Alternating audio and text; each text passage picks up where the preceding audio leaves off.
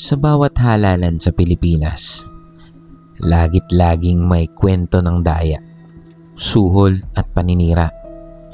Ngunit sa bayan ng San Roque, mayroong isang alamat na bumabalik-balik sa tuwing eleksyon. Ang sino mang magtatangkang umangat gamit ang kapangyarihan ng dilim ay siguradong may kapalit. Hindi pera, hindi posisyon, kundi ang kanyang kaluluwa. Si Congressman Renato Rene Villarreal ay kilala sa bayan bilang matalino ngunit gahaman na abogado. Ilang beses na siyang tumakbo sa Kongreso ngunit laging natatalo. Ang dahilan? Kulang sa pondo, kulang sa impluwensya, at hindi marunong makipagkapwa-tao.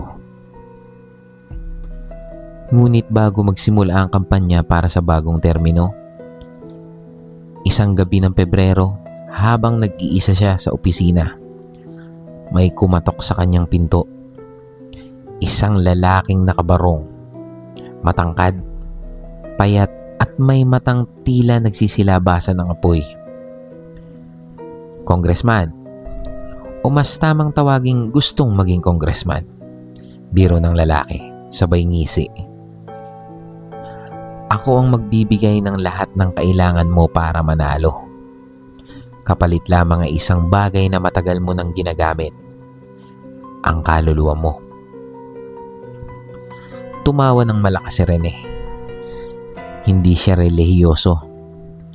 Dahil para sa kanya, lahat ay negosasyon. Kahit demonyo, kung totoo man ay kaya niyang kausapin. Kung yan lamang ang kapalit, sige, pipirmahan ko yan, sabi ni Rene.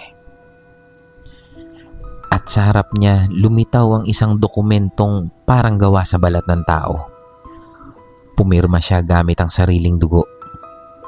At pagkatapos nun, biglang lumakas ang hangin sa loob ng opisina at naramdaman niya ang malamig na bulong. Panalo ka na. Totoo nga.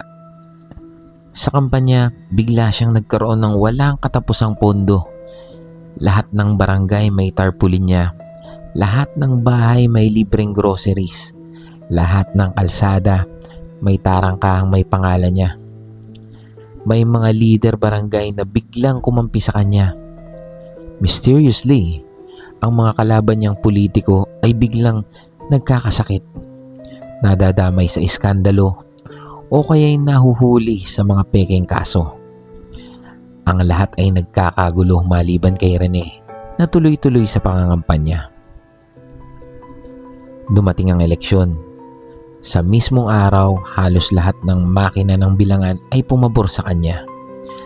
Kahit sa mga lugar na mahigpit ang kalaban, siya ang lumabas na panalo.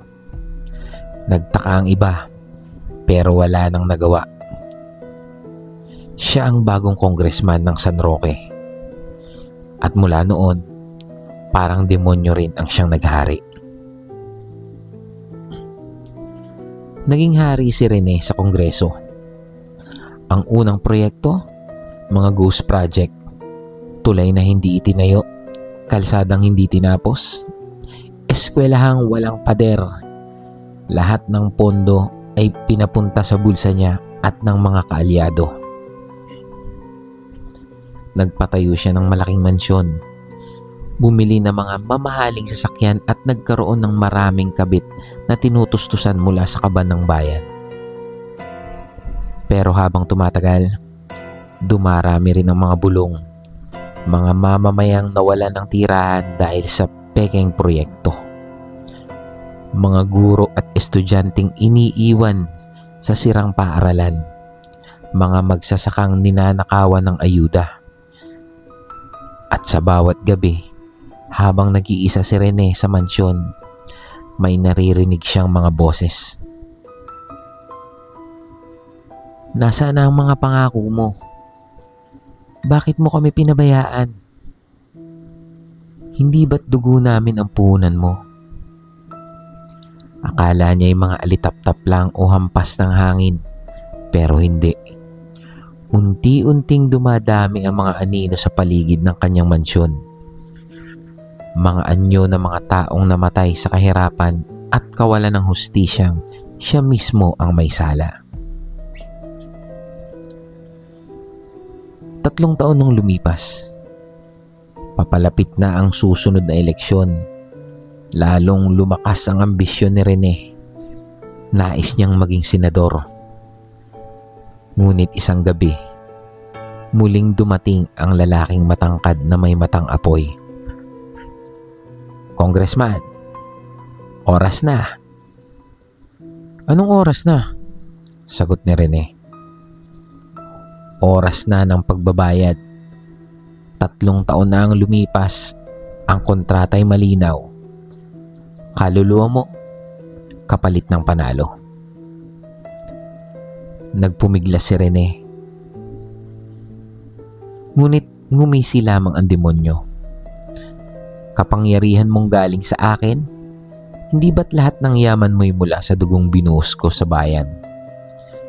Rene, hindi mo matatakbuhan ang iyong kapalaran." Kinabukasan, habang nasa session hall, biglang bumagsak si Rene. Duguan ang kanyang mata. Lumalabas ang usok sa kanyang bibig. Ang mga kasamahan niya ay nagulat. Akala'y atake sa puso, ngunit bago siya mawalan ng malay, nakita niya ang buong session hall na nagbabago. Hindi na ito kongreso, kundi isang malaking hukuman.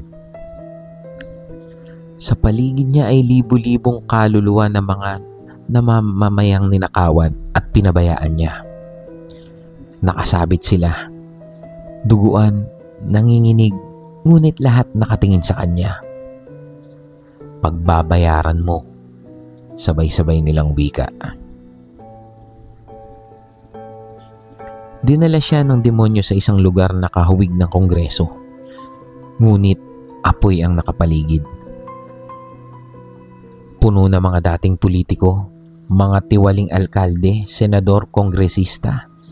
Lahat nagbabayad ng kasalanan.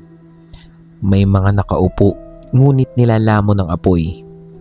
May mga binibigti ng sariling pera. May mga inuukit sa balat ang mga pangalan ng kanilang mga biktima.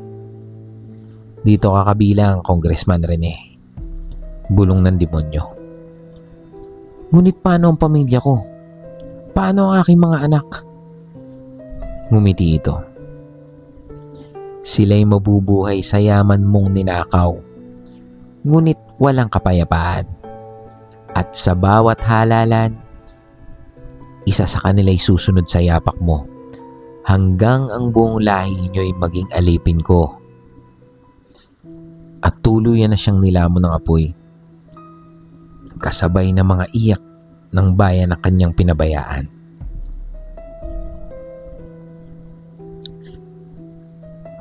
Sa San Roque, walang nakakaalam ng tunay na nangyari kay Congressman Rene.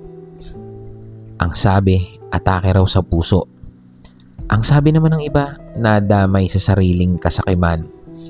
Ngunit sa lumang mansyon niya, may mga nagkukwento na sa tuwing gabi, may naririnig na halakhak at iyak, parang nagmumula sa kailaliman ng lupa. At tuwing eleksyon, may mga bagong kandidato na lumalapit sa anino ng lalaking matangkad na may matang apoy. Ang iba'y nagtatagumpay, ngunit sa huli pare-parehong sinusundo. Dahil sa politika sa Pilipinas, ang tunay na nagwawagi ay hindi bayan, kundi ang demonyo.